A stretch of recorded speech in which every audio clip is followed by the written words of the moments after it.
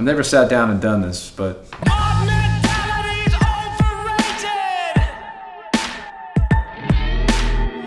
the first song on the record, Jump, Sit, Stand, March, that one's been out for a little bit of time, but felt like it set the mood and the moment right to start the record. I don't have much to say about it other than the lyrics are self-explanatory, and I just think that we can all, many of us are a little bit tired of so many different events and so much information being just sort of force-fed and feeling like we're bludgeoned over the head at all times with all information, and that's all I'm talking about, simply put. And then Party People, more up-tempo song. Isaac helped me on that one, for the writers, it says him too. For that song, it's a bit of a sarcastic look at, the idea of an old school fight for your right to party kind of deal, and the political climate of everybody having a political party, or being affiliated with the left or the right, or up or down, or whatever, or everything in between. And my point is, through music, hopefully relating more. I want to be able to have a conversation about music and life in general and emotions with anyone, regardless of any party affiliation whatsoever. So that's what that's about. And it's just a fun song. I feel like I'm reading to children right now.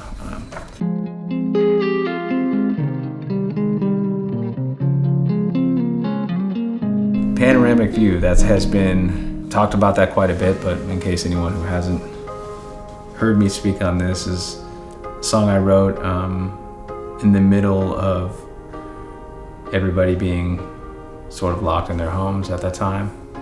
And I wanted to write a song and address it to the family I was trying to start. But at the time, I didn't have a family yet. I was, besides my parents and all that, but I didn't have kids of my own, which I do now. So I was fantasizing about what I would say to a boy or a girl about the state of the world and how to handle that fear. Or a letter to my younger self when I was really afraid of the world at a younger age, which I don't feel that way now, but I did before. And what advice I'd give myself. Not that I have such wisdom, but I certainly have more now than I did at the time when I was really scared when I was little. So that's what Panoramic View is all about, trying to take a very wide and clear perspective of what matters most. And thank you to Zach Irons, who's mentioned on here, for that beautiful intro and outro on that song. You can hear me good too, right? Mm-hmm. Because I'll never be able to do this again. Keeping on theme with trying to see stuff clearly on this record and this point in my life, I think I just wanted an uplifting feeling song that had a tinge of anxiety and darkness, of course, because that's the world we live in. Trying to look at the glass half full, as my mom says, turning lemons into lemonade. Then we get into the nitty gritty here with the song Barbarian. And for anyone who doesn't know, I started a hardcore heavy metal project called the Barbarians of California. This song is somewhat addressing that transition from this project into that heavy project all at the same time. The different contradictions and different feelings that come about through music and the disaster that has become the legacy media. Whichever side we're on. We're on the same side is the point. And the book Metamorphosis was a huge influence on this song and these lyrics. It's funny to read the lyrics, because I never read the lyrics like this, and it's presented so beautifully with these colors. And to see that okay, song number 6, Bang Your Head. That was one of the last songs I wrote for the record, and I felt like I needed one more blazing up-tempo song that was fun. You know, it's like the bang your head quote is sort of just a way of letting off some steam, blowing off some steam. You know, whether that's going to the gym, lifting a bunch of weights, punching a punching bag, you know, for me, going surfing, going on a run. What's your vice? What's your way of exercising frustrations or celebration at the same time? And so sarcastically, I'm saying bang your head, and I imagine Beavis and Butthead head banging, quite simply. And there it is. There is the megalithic structure that appeared. Well, this isn't megalithic because it was actually built by the Phantom 5. But the megalithic structure in stone appeared on the first record in 2010, 2011. It appeared out of nowhere with no explanation, just how this music did, really, in a lot of ways. And, you know, many years later, this Phantom 5 crew decided they wanted to build it again because chances are it doesn't exist anymore. So they built it, and they did a good job. This song, City of Nowhere, is one of my favorite songs on the record, and it's really short.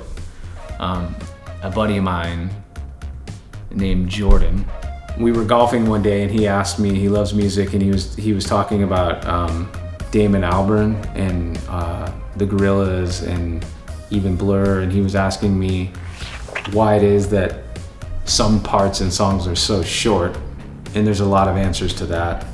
But from my perspective, either A, sometimes we don't know how good a part is, so we don't keep repeating it, and then in other instances, I intentionally wanted a short song that sort of frustrated the listener to want to hear more. And then one of my favorite songs definitely is A Letter to No One. It gets me kind of emotional because I can put myself back to the place where I wrote that. The lyric, some of these lyrics, you know, the hallelujah to you, if the spirit moves you, that hit me when I was in a bit of a vulnerable spot. And it just felt very soothing to how I was feeling at the time. I do like gloomy weather, maybe because I grew up in Southern California. I think a lot of songwriters or people who are trying to come up with ideas can appreciate a moodier sky, you know. Not that it is a guilty pleasure, but I do love when it rains, because it doesn't rain very much in California, so we're stoked when it does. You know, sending a letter to a son, it would obviously burn on arrival, so that's what I'm talking about. Or am I? Who knows? When I Was Young, song number 9. That's just simply a fun look back at 7th and 8th grade. I guess the first phase in my life where I was rebellious. And I think a lot of people go through that, you know, where hormones are going crazy, you're, you know, trying to figure out who your people are and all that, and hung out in a lot of cul-de-sacs. And you know, the lyric on When I Was Young, when I'm saying now I'm dumb, I think in a lot of ways we become, you know, there's a certain innocence when you're a child or early teen, and the world seems so, everything seems so possible, and the older you get, the more jaded and set in your ways you become. So saying I'm dumb now that I'm older is my way of addressing that, to never use that youthful, to never lose that youthful optimism, you know, and fire for music or whatever it is you're passionate about. So the final song is called Outta Here. It may be the last song on an AWOL record. I think I'll let this one speak for itself. Except the end, this whole business of, you know, saying don't swallow me, don't gobble me up, don't swallow me, don't gobble me up.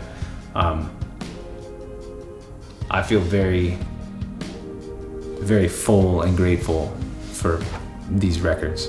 I've given a lot from my heart. for better or for worse. You know, some songs I look back fondly on, and some I don't like as much. But on this record, I kind of it was my way of saying, like, I feel like I've done enough, and I would like to at least acknowledge that before I make a decision if I want to make any more or not. And I feel like, you know, someone's been guiding me all along in a lot of ways, and I don't want to mess with that. And it feels like it's possible that this could be the last dance. And if it is, that's totally fine. Because there are other things in life that matter a lot to me besides this. And this is very important. So maybe I'm out of here, maybe I'm not, I don't know.